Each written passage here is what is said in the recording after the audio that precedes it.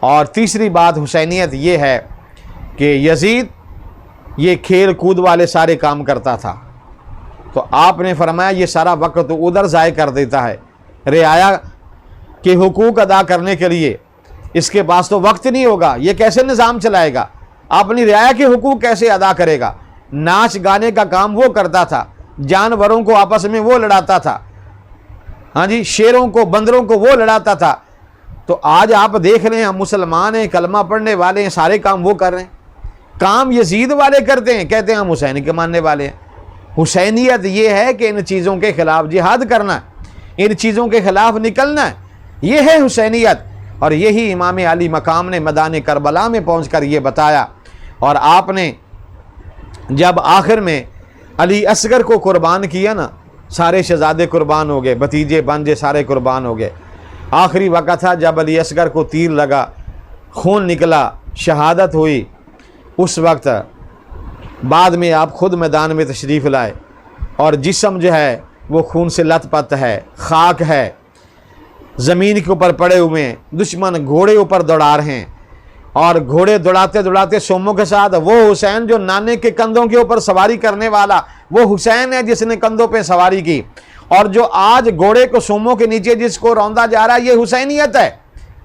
دین کی خاطر اگر آزمائش آئے، دین کی خاطر اگر کوئی تکلیف آئے، دین کے لیے اگر مشکلات آئیں، اس کو برداشت کرنا یہ حسینیت ہے۔ تو آپ نے اس کو برداشت کیا، اور آخری وقت تھا جب روح نکلنے لگی، جام شہادت نوش کرنے لگے، تو شاعر نے بڑا خوبصورت جو ہے نا اس کا نقشہ بیان فرمایا ہے، مقتل کی طرف ہم چلتے ہیں، اے موت تیرے لب چوم کے ہم مقتل کی طرف ہم چلتے ہیں، اے موت تیرے لب چوم کے ہم جام شہادت پیتے ہیں، ساقی کی اداؤں پہ جھوم کے ہم لے جام شہادت پیتے ہیں، ساقی کی اداؤں پہ جھوم کے ہم مقتل کی طرف ہم چلتے ہیں۔ تو حسین ابن علی نے وہاں پہ یزید کے خلاف نکل کر سارا خاندان قربان کر